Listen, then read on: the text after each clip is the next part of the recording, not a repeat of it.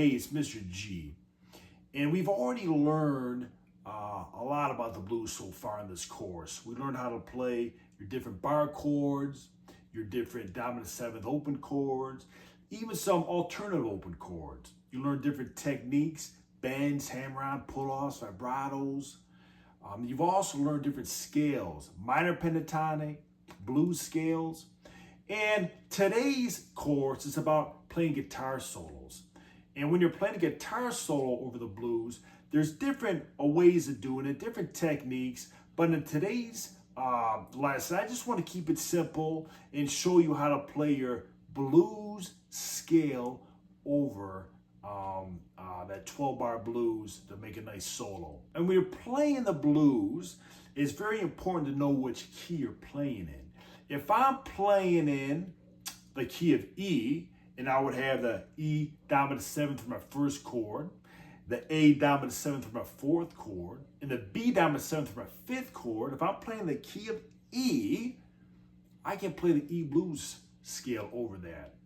Now, it is good to be mindful when you're switching chords to try to listen to those chord changes with your ear and try to play around some of the notes of those chord changes. Meaning that if I'm going from E7 to an A7, maybe I try to hit that A note a little more when I switch to those chords, right? But that'll come in time, okay? So in this lesson, I want to keep it simple so you can just learn how to play a solo over the blues. So understand what key you're in and just play that blues scale over that key, So if I'm in the key of E, I'll play the E blues scale. If I'm in the key of A, I'll play the A blues scale, okay? And you can play minor pentatonic too, but since you're only adding one note from a minor pentatonic to a blues scale, I'm just saying play the blues scale, okay? It gives you a little more flexibility. You can add that extra blues note and have fun with that. So if I was playing the key of E, I'm playing E as the first chord, A as a fourth chord, and B as a fifth chord. If I'm playing those chords, I can just play the E blues scale over that. Again, as we learned in our other lesson on the blues scale, and you can go back to that, but I'll show you really quick the first shape of the E minor blues scale, just so we can play it in this lesson today. The first shape would be index finger on the 6th string, 12th fret, little finger on the 6th string, 15th fret, index finger on the 5th string, 12th fret, middle finger on the 5th string, 13th fret, ring finger on the 5th string, 14th fret,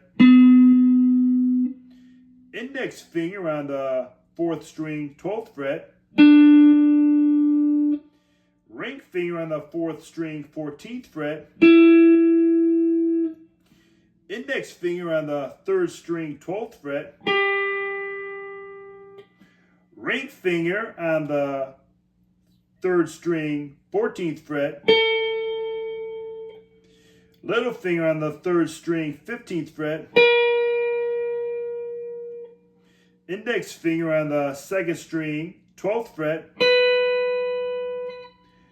little finger on the 2nd string, 15th fret, index finger on the 12th fret, 1st string, and little finger on the 15th fret, 15th string. So you can basically play all those notes over that key of E 12-bar blues.